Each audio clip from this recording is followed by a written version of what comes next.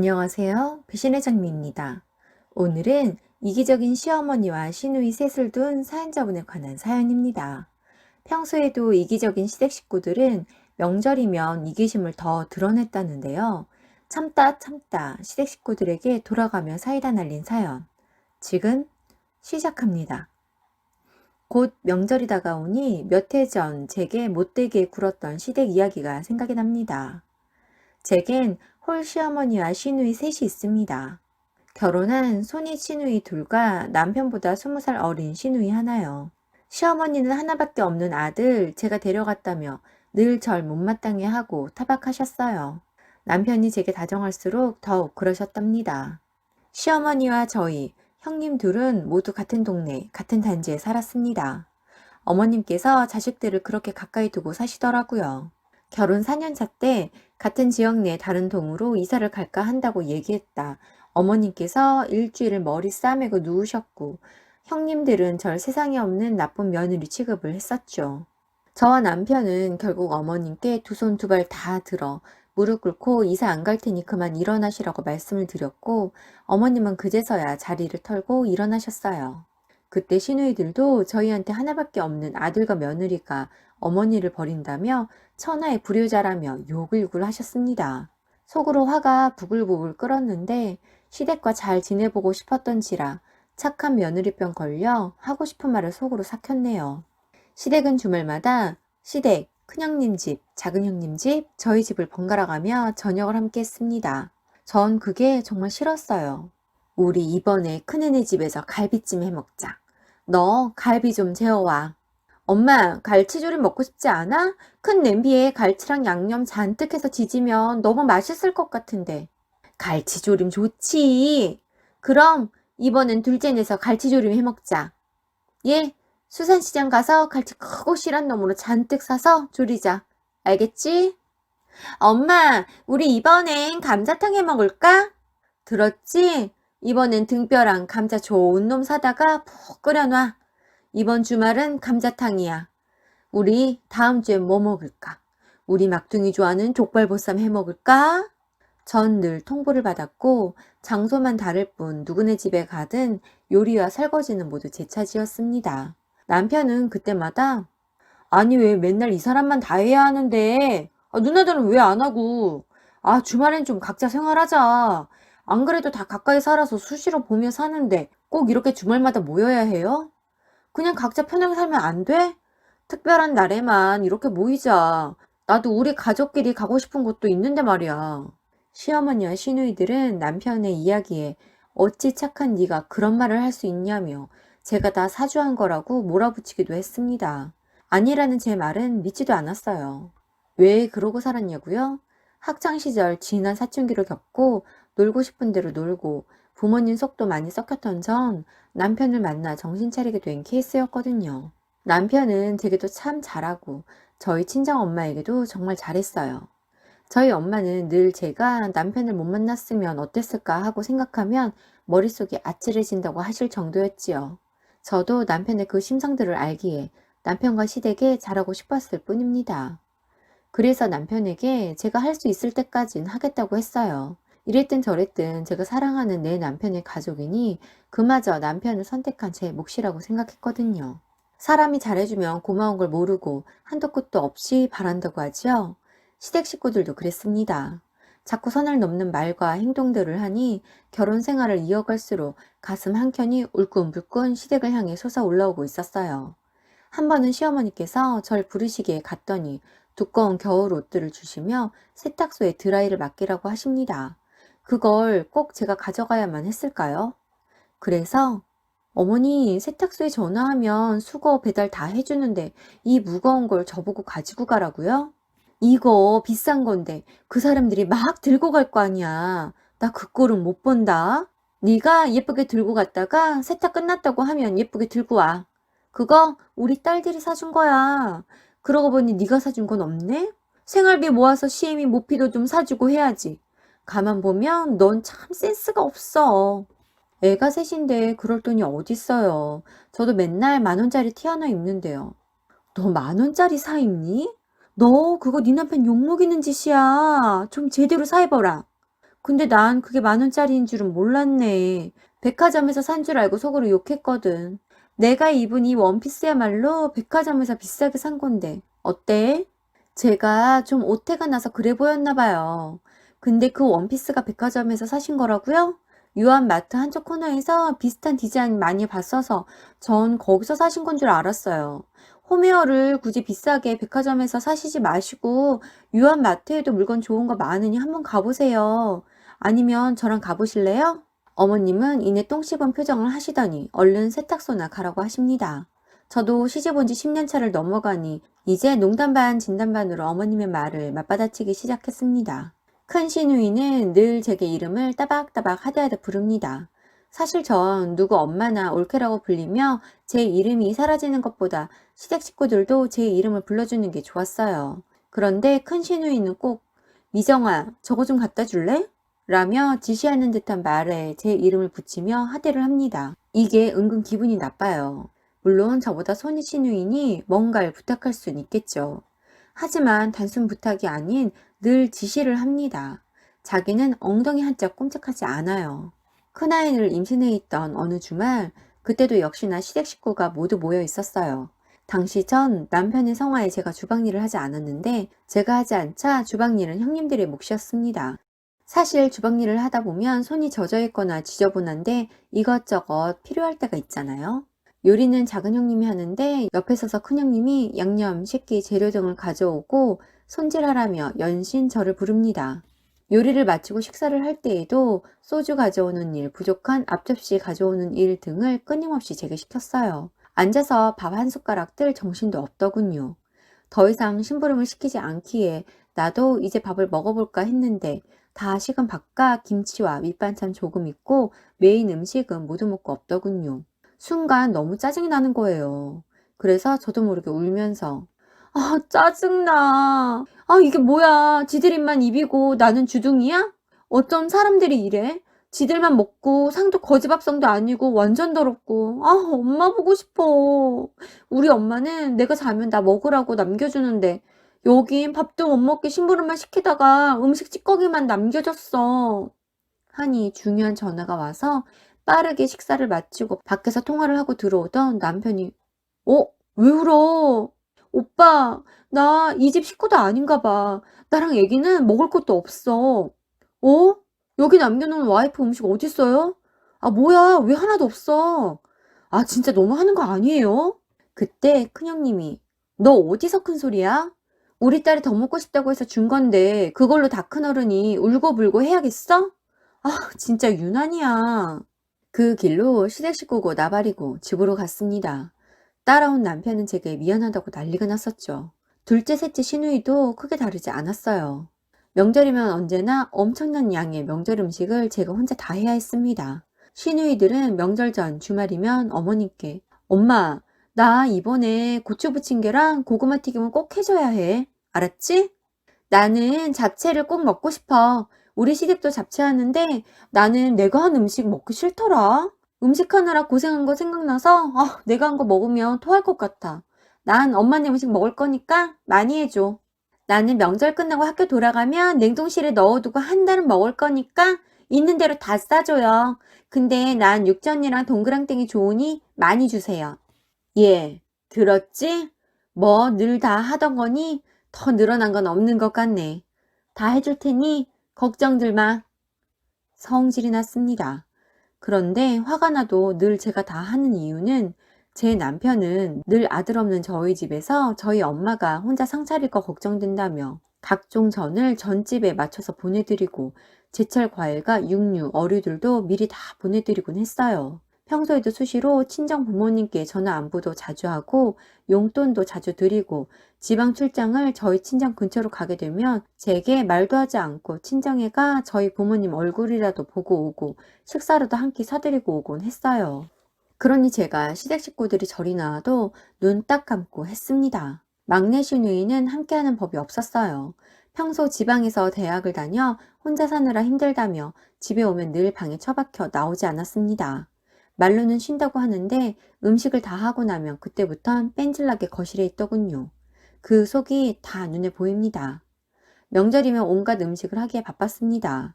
명절 당일이 되면 시어머니는 형님들을 보고 가라며 저희를 붙잡았어요. 그럴 때면 남편이 며칠 전에도 봤는데 꼭 그래야 하냐고 했고, 어머님은 평소랑 명절이 어떻게 같냐며 생각 좀 하라고 핀잔을 주십니다. 형님들의 시댁은 멀지 않아요.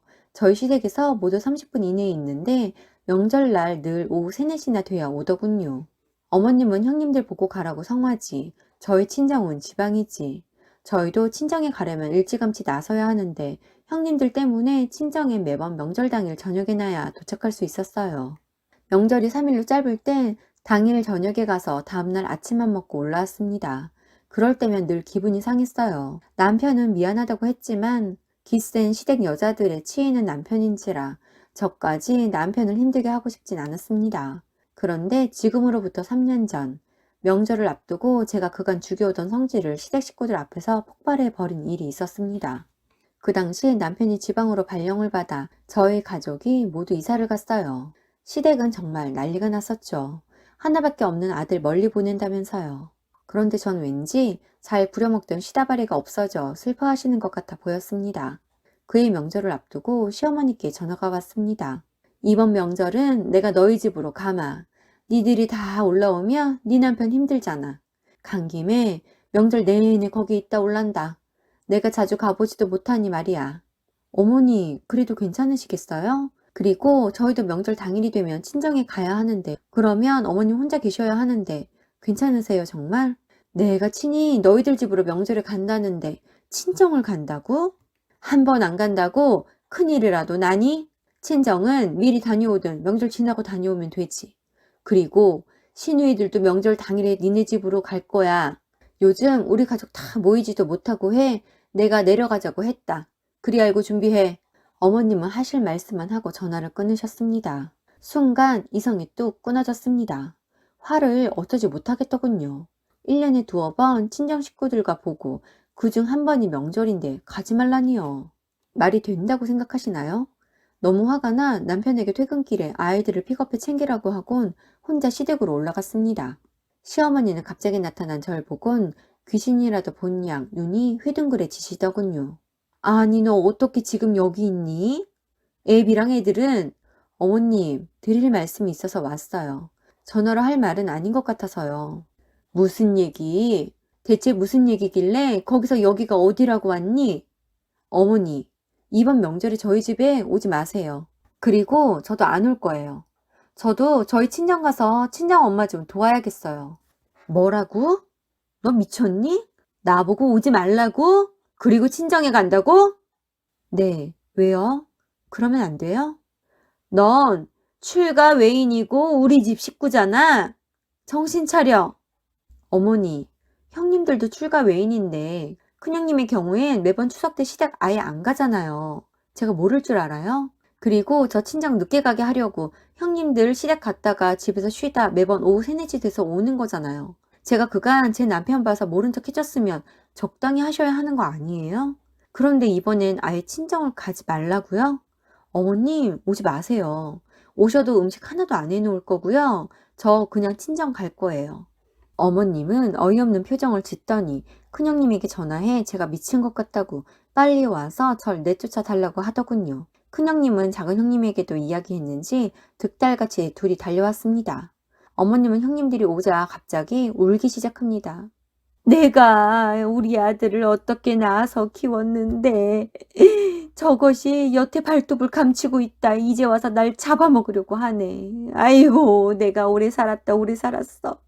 그냥 혀를 콱 깨물고 너네 아빠 있는데 가고 말지. 내가 더 살아서 뭐하냐?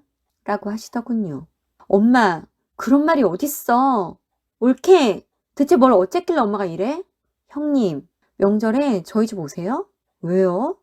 옳게 명절인데 가족들이 다 같이 봐야 하는 거 아니야? 엄마가 옳게 집에 간다니까 우리가 엄마 만나러 옳게네 가는 거지. 뭐 잘못됐어?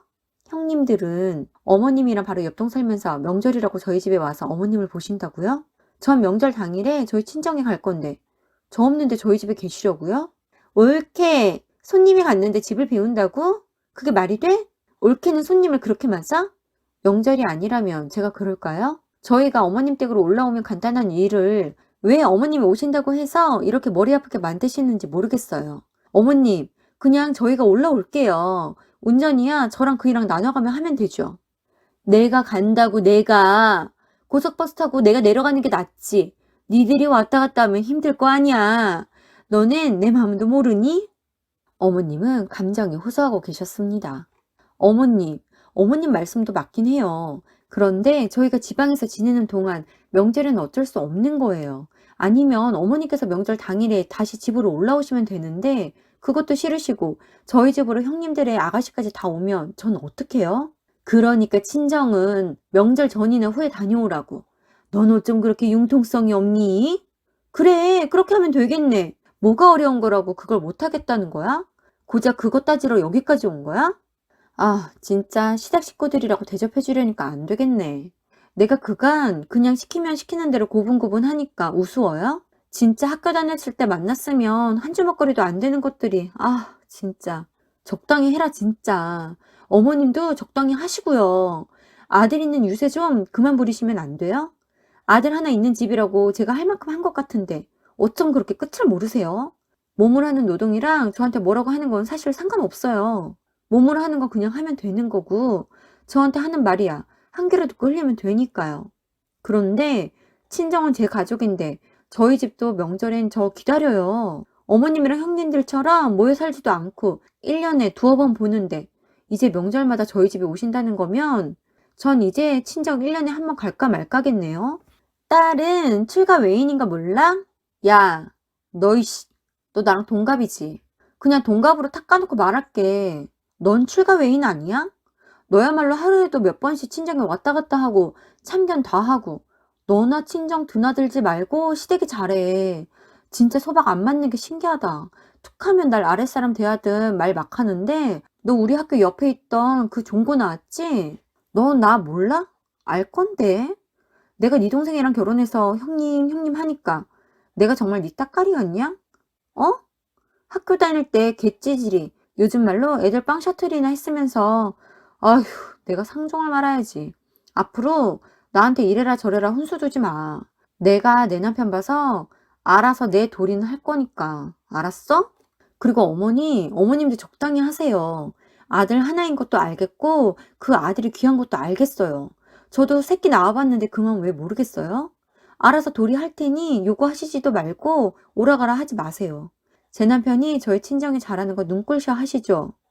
제 남편이 하는 만큼 저도 알아서 시댁에 할 테니 앞으로 감나라 배나라 뭐 해라 마라 하지 마세요. 한 번만 더 좌지우지 하려고 하시면 어머님 아들 이혼남 되는 거고 애들도 못 보는 줄 아세요. 아셨어요?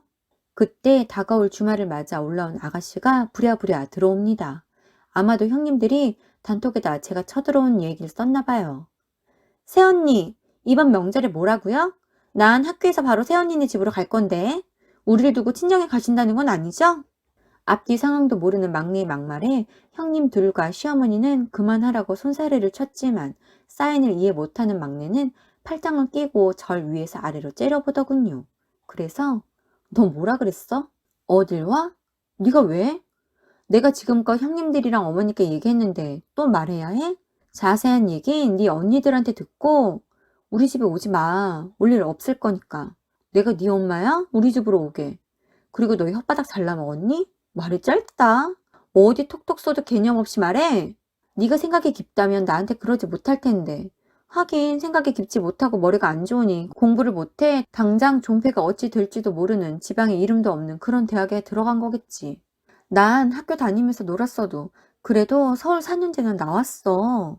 어머님, 아무튼 이번 명절은 저희가 올라올 거고요. 차례도 안 지내는데 명절 음식 전 안 만들 테니 먹고 싶은 사람들이 하던지 알아서 하세요. 삼시세끼 밥 먹으면 됐지. 무슨 조선시대 그지들도 아니고 명절에 기름진 거 못 먹어서 안달인지 모르겠네. 먹고 싶은 사람이 하시던지. 그렇게 전 제 할 말을 하고 다시 집으로 갔습니다. 남편에겐 자초지종을 이야기했고 제가 너무 화가 나 시어머니와 형님, 시누이에게 기분 나쁘게 말을 했다고 했습니다. 아무래도 남편은 제 식구이니 기분이 나쁠 것 같았어요. 그런데 남편이 하는 말이 제가 오죽했으면 그랬겠냐며 명절에 저희 집으로 시댁 식구들이 오는 건 말도 안 되고 게다 명절을 다 지낸다니 더더욱 그렇다고 제가 속이 많이 상했겠다며 오히려 절 다독여 주더군요. 남편의 한마디에 속상했던 마음이 모두 녹아내렸습니다.